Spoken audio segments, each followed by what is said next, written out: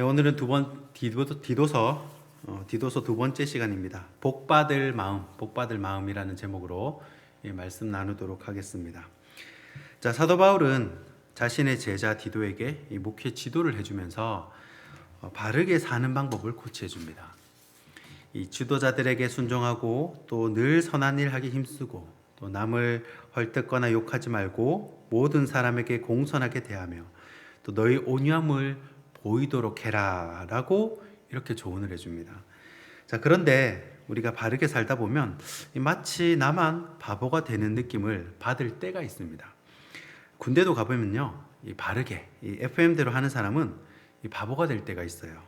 뭐 잘한다 그러면요, 자꾸 일이 늘어나고 또 이런저런 꾀를 부리는 사람은 요리조리 어떻게 말해가지고 다 빠져나가고 그렇게 편하게 군생활을 합니다. 이 세상살이도 그렇게 생각될 때가 있다는 겁니다. 그러나 우리 사도 바울은 그렇게 말하지 않습니다.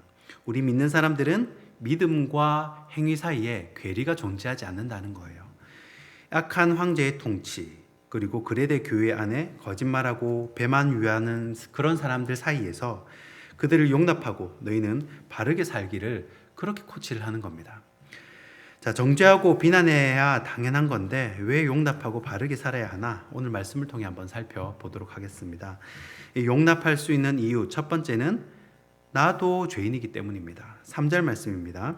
우리도 전에는 어리석은 자요, 순종하지 아니한 자요, 속은 자요, 여러 가지 정욕과 행락에 종노릇한 자요, 악독과 투기를 일삼은 자요, 가증스러운 자요, 피차 미워한 자였으나. 아멘.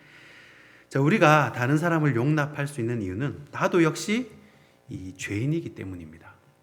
자, 3절 말씀을 보니까 나도 전에는 어리석은 자였다는 겁니다. 어리석어서 죄를 범했다는 것이죠. 그리고 주님 말씀에 순종하지도 않고 이 뱀에게 속아 이 하나님의 이 말씀을 듣지 않았습니다. 사실 과거를 들추어 보면 부끄러운 일들이 많이 있습니다.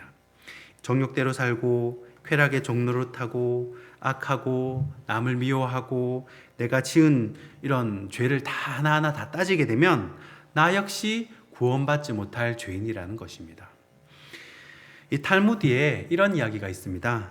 어느 소년 두 사람이 굴뚝에 들어갔다가 나왔습니다. 그런데 한 소년이 다른 소년의 얼굴에 묻어있는 이 검댕을 보고 웃는 거예요. 그런데 자신도 얼굴에 이 검댕이 묻었거든요. 그러니까 본인 얼굴에 묻은 검댕은 보이지 않는 겁니다. 우리가 다른 사람 이렇게 손가락질 할 때 이 나머지 네 손가락은 자기 자신을 향하고 있음을 깨달아야 합니다. 나도 나의 죄도 용서받고 또 교회에서 직분을 받아 하나님의 사역에 동참할 수 있는 기회를 얻었다면 나 외에 다른 사람도 그 죄를 용서받고 함께 주의 일에 동참할 수 있는 기회를 얻을 수 있다는 것입니다. 그렇게 생각을 하면 이제 용납할 수 있는 마음이 생기게 됩니다. 우리도 전에는 죄인임을 기억하시고 용납하는 마음을 가지시는 저와 여러분이 되길 소원합니다. 용납할 수 있는 두 번째는 나도 용서받았기 때문입니다. 오늘 5절 말씀입니다. 우리를 구원하시되 우리가 행한 바 의로운 행위로 말미암지 아니하고 오직 그의 긍휼하심을 따라 중생의 씻음과 성령의 새롭게 하심으로 하셨나니. 아멘. 자, 우리가 죄인이지만 예수 그리스도의 죽으심으로 우리의 죄값이 치러진 것입니다. 나의 의로운 행위로 죄값이 치러진 것이 아니라 오직 주님의 긍휼하심에 따라 우리를 용서해 주셨다는 것입니다. 자, 이것이 지금은 실감이 안 나지만 우리 죄값에 대해 집행이 될 때가 있는데 그때는 그것이 굉장히 두렵고 또 돌이킬 수 없는 일이 된다는 거예요. 이 사형 선고를 받은 죄수라도요, 사형 집행이 떨어지지 않으면 계속 살 수가 있습니다. 예를 들어서요, 제가 어떤 일이 잘못돼 가지고 큰 빚을 지었다고 생각을 해봅시다. 평소에는 그냥저냥 살겠지만 빚쟁이들이 집에 찾아오고 또 문을 두드리고 그러면 사람이 마음이 불안해집니다. 이 마태복음 18장에 보면 일반 달란트 빚진 자 이야기가 나오죠. 큰 돈이 빚져서 노예로 팔려고 할 수밖에 없는 사람들, 그 사람을 구해줬다는 겁니다. 1만 달란트나 탕감을 해준 것입니다. 나도 탕감을 받았기 때문에 100데나리온 빚진 사람도 탕감해 줘라라는 것입니다. 이것이 바로 복받을 마음입니다. 우리가 참 이 마음가짐이 중요합니다. 어떤 마음으로 교회에 오느냐, 어떤 마음으로 그 사람을 만나느냐, 그 마음가짐이 복받을 사람인지 아닌지를 결정하는 것입니다. 나도 용서 받았기 때문에 용납해 주는 신앙, 이것이 바로 복받을 마음이라는 것입니다. 용납할 수 있는 이유 세 번째는 나도 도울 수 있기 때문입니다. 8절 말씀입니다. 이 말이 미쁘도다 원하건대 너는 이 여러 것에 대하여 굳세게 말하라. 이는 하나님을 믿는 자들로 하여금 조심하여 선한 일을 힘쓰게 하려 함이라. 이것은 아름다우며 사람들에게 유익하니라. 아멘.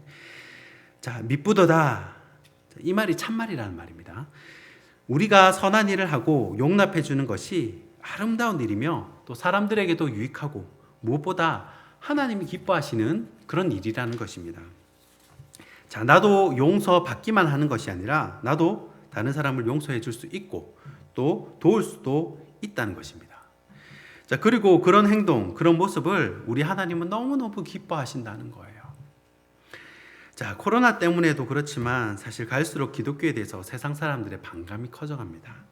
뉴스를 보면요, 성범죄를 저지르고 돈을 횡령하고 또 욕심을 부리고 이런 사건들이 세상에 이제 민낯을 드러내니까 갈수록 전도가 힘들어지는 겁니다. 자, 옛날에는요, 초등학교 이 앞에 가가지고 전도를 많이 했거든요. 선생님들 데리고 가서 초등학교 앞에서 전도를 했어요.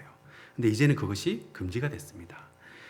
그래도 교무실 찾아가가지고 학교 방문증을 받으면요, 그래도 초등학교에 들어가가지고 전도를 할 수 있었던 때가 있었습니다. 그런데 그 길이 다 막혔어요. 그래서 제가 고민을 했습니다. 어떻게 하면 우리 초등학교 학생들을 좀 더 전도를 할 수 있을까? 그렇게 고민하다가 생각한 것이 바로 지역아동센터입니다. 각 동네마다 이 차상위 계층, 또 한부모 가정 이런 아이들을 공부도 시켜주고 또 밥도 주고 간식도 주고 이런 보호소가 있거든요. 거기가 생각이 난 거예요. 그래서 제가 지난 목요일에 우리 담임 목사님께 허락을 구하고 이 사역을 하고 있는 교회의 사모님을 찾아갔습니다. 며칠 안 됐죠. 그냥 무조건 찾아갔어요. 전화해서 이 사역을 하고 싶습니다. 찾아갔습니다. 그리고 제가 설명을 다 드렸습니다. 제가 초등학생들을 전도하고 싶은데 지역 아동센터 아는 곳이 없습니다. 이 해운대 지역의 신도시에 좀 소개를 해주실 수 있습니까? 하고 가서 물어봤습니다. 그럴 때는 그 사모님이 몇 군데를 이렇게 소개를 해주세요. 그리고 직접 전화도 해주셨습니다. 연결을 시켜주신 거죠. 그래서 그 지역 아동센터와 협약을 맺도록 이렇게 도와주신 겁니다. 그러면 교회에서 지역 아동센터 아이들에게는 우리가 마음대로 가서 전도를 할 수가 있습니다. 물론 그 가운데는 독실한 불교 집안도 있을 것이고 이미 교회에 다니는 친구들도 있을 것이고 다양한 초등학생들이 있을 거지만 일단 복음을 전할 수 있는 아이가 몇 명이라도 있다면 가서 마음껏 우리가 전도를 할 수가 있는 거예요. 그렇게 소개를 받고 헤어지려는데요. 이 옆에서 얘기를 듣던 그 교회 담임 목사님이 이 교회 사무실에 빵이 많은데 빵 좀 이렇게 챙겨 주라는 거예요. 그래가지고 이제 거기 이제 사역자들과 하고 막 이제 간사님이 제 먹으라고 이제 빵을 챙겨 주시는 거예요. 그리고 이제 또 막 유기농 빵이라고 막 또 앉아가지고 커피도 주시고 먹고 있는데 이번에는 사모님이 그 담임 목사님 사모님이 자신이 먹고 있는 이 크릴 새우 오메가 3를 이 찬장에 딱 꺼내더니 3통을 이제 꺼내 주시는 겁니다.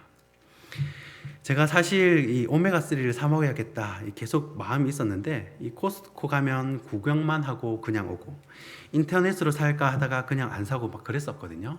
야, 곧 사야지, 이게 사러 가야지 이렇게 마음을 먹었는데 그런데 그 교회에서 이 전도하려고 마음만 먹었는데 마음만 먹고 찾아가는데 그렇게 챙겨주시는 겁니다. 제가 그때 지역 아동센터 사역을 준비하고 전도하려는 마음만 먹었을 뿐인데 사실 이 사역을 하나님이 너무너무 기뻐하신다는 게 느껴졌습니다. 하나님이 너무 좋아하시는 거예요. 그분들이 제가 오메가3 살라고 몇 날 며칠을 고민했다는 걸 어떻게 알겠습니까? 평소 아는 사이가 아니거든요. 그런데 빵도 챙겨주시고 오메가3 새우 한 통에 몇만 원짜리라 하더라고요. 세 통이나 챙겨주시고 얼마나 챙겨주시는지 제가 너무너무 감동을 했습니다. 제가 한 게 없어요. 그냥 어떻게 하면 제가 전도를 할 수 있을까? 우리 아이들을 전도를 할 수 있을까? 그 생각밖에 안 했습니다. 그래서 다짜고짜 이 지역 아동센터 이 사역을 하시는 사모님을 찾아간 거예요. 그런데 하나님은 그 마음을 보시고 그 마음을 선하게 보시고 이뻐하신다는 거예요. 내가 이런 사역을 해야지 결심만 했는데도 마음만 먹었는데도 주님이 그렇게 기뻐하신다는 게 이게 느껴졌습니다. 이 말씀을 정리하겠습니다. 여러분, 복 받을 만한 마음이 있습니다. 복 받을 만한 마음이 있어요. 하나님은 우리 중심을 보시고 우리에게 이생과 내생에 풍성한 복을 주고 싶어 하십니다. 여러분, 오늘 새벽에 그냥 가지 마시고 내가 하나님을 위해 어떤 일을 해볼 수 있을까? 어떻게 하면 내가 주님을 위해 일을 할 수 있을까? 여러분, 이런 마음을 가진다면 하나님은 여러분의 결과를 보는 게 아니라 마음을 보시고 결과까지 축복하시는 줄 믿으시기 바랍니다. 기도하겠습니다.